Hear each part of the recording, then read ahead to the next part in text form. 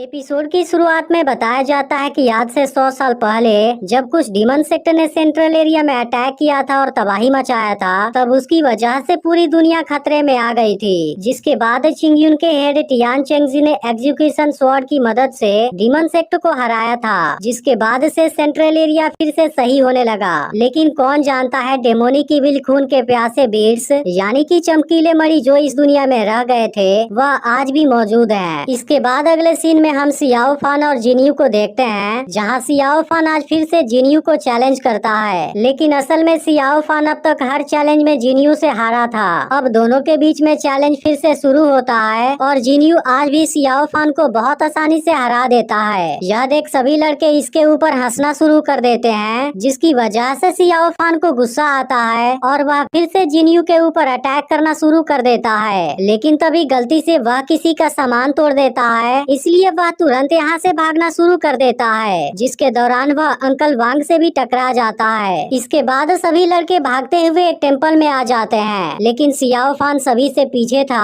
और वह दरवाजे पर ही गिर जाता है। यह देख सभी लड़के फिर से इसके ऊपर हंसना शुरू कर देते हैं। लेकिन अब सियाओ फान भी खुद को साबित करना चाहता था, इसलिए वह जिन्यू के ऊपर फिर से अटैक करना शुरू कर देता है। यह देख जिन्यू इसके हर अटैक से खुद को बचाता है, लेकिन सियाओ फान भी इसके हर अटैक से खुद को बचा रहा था। अब सियाओ फान थका हुआ लग रहा था, इसलिए जिन्यू पूछने जाता है क्या तुम अभी भी फाइट करना चाहते हो। जिसके बाद सियाओ फान इसकी तलवार को नीचे गिरा देता है। अब इस बात से जिन्यू भी सीरियस हो जाता है और गुस्से में सियाओ फान पर अटैक करना शुरू कर देता है, जिसके दौरान जिन्यू उसकी गर्दन दबाने लगता है। यह देख बाकी लड़के इसे रोकने की कोशिश करते हैं, लेकिन इस वक्त जिन्यू का लुक और बिहेवियर पूरी तरह से बदल गया था। अब इसकी वजह से बाकी लड़के बहुत ज्यादा डर जाते हैं और तुरंत यहाँ से भागना शुरू कर देते हैं। लेकिन इसी वक्त यहाँ पर एक मोंक आ जाता है और जिन्यू को तुरंत नॉर्मल कर देता है। अब होश में आते ही जिन्यू तुरंत सियाओ फान को चेक करने लगता है और पूछने लगता है तुम्हें कुछ हुआ तो नहीं है। यह देख मोंक कहने लगता है कि तुम्हारे पास अपने दुश्मन को कंट्रोल करने का एक तरीका है, इसके अलावा तुम्हारे पास में टैलेंट भी है। अब इसको देखते ही जिन्यू पूछने लगता है कि आप कहाँ से आए हैं। इस पर मोंक सियाओ फान से कहता है कि तुम्हें अपना हार मान लेना चाहिए, नहीं तो इसकी वजह से तुम खुद को ही कष्ट पहुंचाओगे, क्योंकि अगर मैं समय पर नहीं आया होता तो अब तक तुम्हारी मौत हो जाती। अब इसकी यह बात सुनकर जिन्यू कहता है कि यह तो बहुत अजीब आदमी है, इसलिए वह सियाओ फान के साथ तुरंत यहाँ से चला जाता है। लेकिन अब शाम को मौसम काफी अजीब होने लगा था। इसी वक्त सियाओ फान मोंक को खाना देने जाता है, लेकिन इस वक्त वह अकेले ही यहाँ से गया था।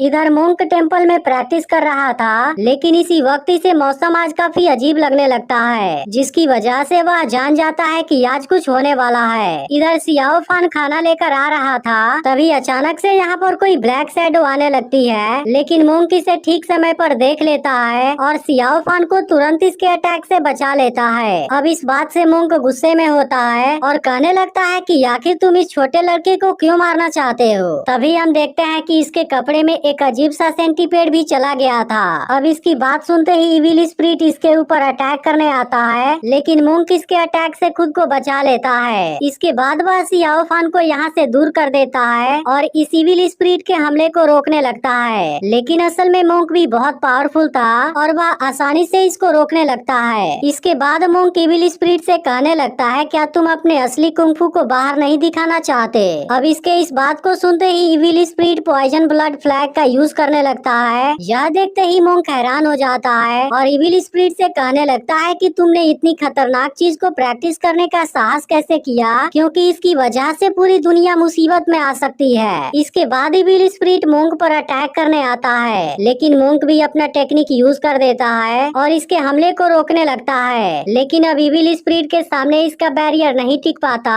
और इसकी वजह से मोंक बुरी तरह से जख्मी हो जाता है। इसके अलावा इसे अपनी बॉडी से 7 टेल्ड सेंटीपेड भी बाहर आते हुए नजर आती है, जिसके बाद मोंक समझ जाता है कि वह इविल स्पिरिट असल में इसके लिए ही आया है। इस पर इविल स्पिरिट कहता है कि तुमने सही समझा, मैं तुम्हारे लिए ही यहाँ पर आया हूँ। इसके बाद इविल स्पिरिट मोंक पर हमला करता है, लेकिन मोंक इसके हमले को नहीं रोक पाता। जिसके बाद इविल स्पिरिट कहने लगता है कि वह चीज तुम मुझे दे दो, जिसकी वजह से मैं तुम्हारी जान छोड़ दूंगा। इस पर मोंक बोलता है कि मैं समझ गया था कि तुम इसी के लिए ही यहाँ पर आए हो, लेकिन मैं इतने खतरनाक इविल चीज को तुम्हें नहीं दे सकता।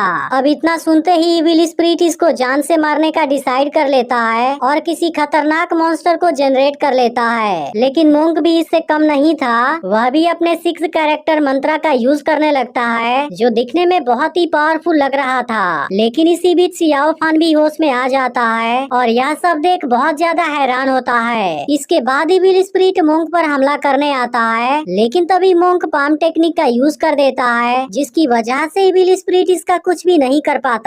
इसके बाद मोंक इसकी पावर को और ज्यादा बढ़ा देता है, इसलिए इविल स्पिरिट इसके सामने कमजोर हो जाता है और कहने लगता है कि टियानियन तो सच में बहुत ही अमेजिंग है, क्योंकि तुम इस वक्त इतनी बुरी तरह से जख्मी हो, लेकिन इसके बावजूद भी तुमने मेरे पॉइजन ब्लड कॉर्प्स किंग को ब्रेक कर दिया। यह सुनकर मोंक कहने लगता है कि अगर मैं आज मर भी गया फिर भी मैं तुम्हें सबसे पहले खत्म करूंगा। अब इस बात पर इविल स्पिरिट हंसने लगता है। तभी मोंक इसका मास्क निकाल देता है और कहने लगता है कि आखिर तुम अपना चेहरा क्यों छुपा रहे हो। अब इस बात पर इविल स्पिरिट और ज्यादा गुस्सा हो जाता है और कहता है कि आज मैं इसी जगह पर तुम्हें दफन कर दूंगा। इसके बाद वह अपनी तलवार बाहर निकाल लेता है और अब इसके अंदर से लाइटनिंग पावर बाहर निकल रही थी। अब इस डिवाइन स्वॉर्ड और लाइटनिंग टेक्निक को देख मोंक हैरान हो जाता है, क्योंकि इस बात से वह समझ गया था कि वह तो असल में चिंगयुन सेक्ट का कोई है। इसके बाद इविल स्पिरिट मोंक पर अटैक करने आता है, लेकिन इसी वक्त मोंक एक बहुत पावरफुल फॉर्मेशन क्रिएट कर देता है, जिसकी वजह से लाइटनिंग पावर इसका कुछ भी नहीं कर पाता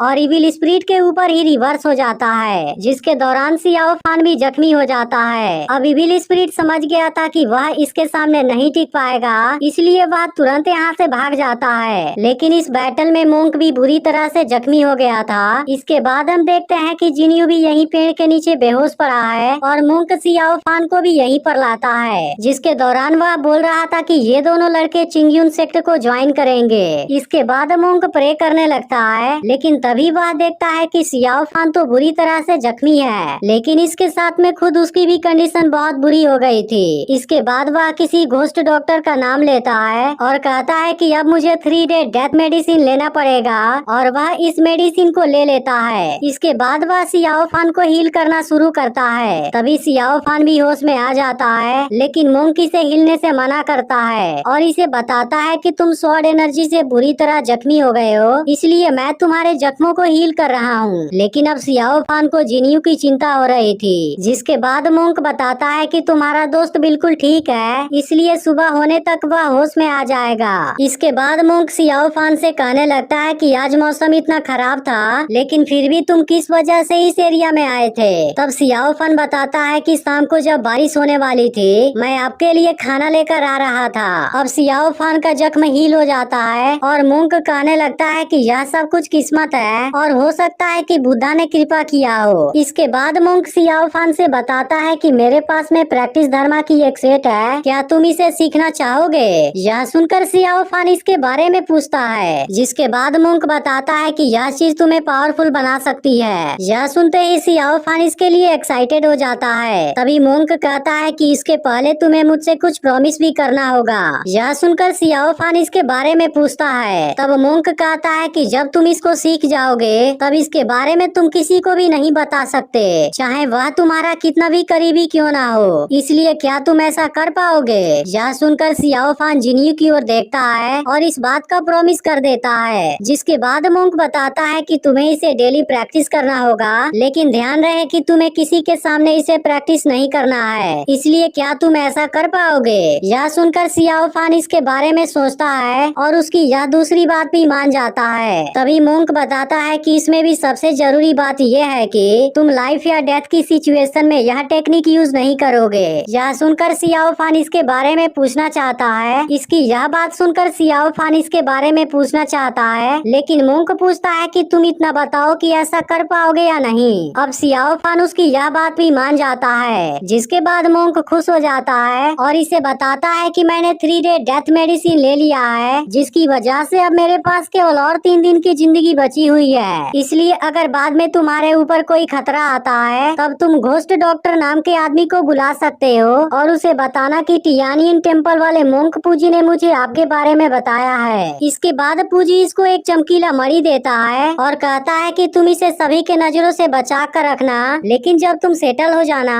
तब किसी डीप वैली या माउंटेन को खोजना और इसे वहाँ से फेंक देना। अब सियाओ फान को कुछ भी समझ नहीं आ रहा था। तभी पूजी कहता है कि मैंने अभी तुम्हें जो नाम बताया था उसके बारे में भी तुम्हें किसी को नहीं बताना है। अब सियाओ फान इसकी यह बात भी मान जाता है, जिसके बाद पूजी कहता है कि मेरी और तुम्हारी ऐसी किस्मत है, लेकिन मुझे नहीं पता कि हम अगली लाइफ में दोबारा मिल पाएंगे या नहीं। इसके बाद पूजी सियाओ फान को अपने सामने घुटने टेकने और इसे अपना मास्टर एक्सेप्ट करने के लिए कहता है। यह सुनते ही सियाओ फान ऐसा करता है और पूजी को अपना मास्टर कहता है। यह सुनते ही सियाओ फान ऐसा करता है और उसको अपना मास्टर कहता है। अब इस बात से पूजी बहुत ज्यादा खुश होता है और सियाओ फान को टेक्निक सिखाने ले जाता है। अब अगले दिन जिनियू होश में आता है, लेकिन उसे पता नहीं था कि वह इस जगह पर कैसे आ गया। तभी उसे सियाओ फान भी दिखाई देता है और वह तुरंत उसे भी जगाता है, लेकिन सियाओ फान थोड़ा सा हैरान था क्योंकि पूजी अब यहाँ से गायब हो गया था। इसके बाद जिनियू सियाओ फान से पूछने लगता है कि आखिर यहाँ पर क्या हुआ था, लेकिन सियाओ फान कहता है कि मैं भी इसके बारे में कुछ नहीं जानता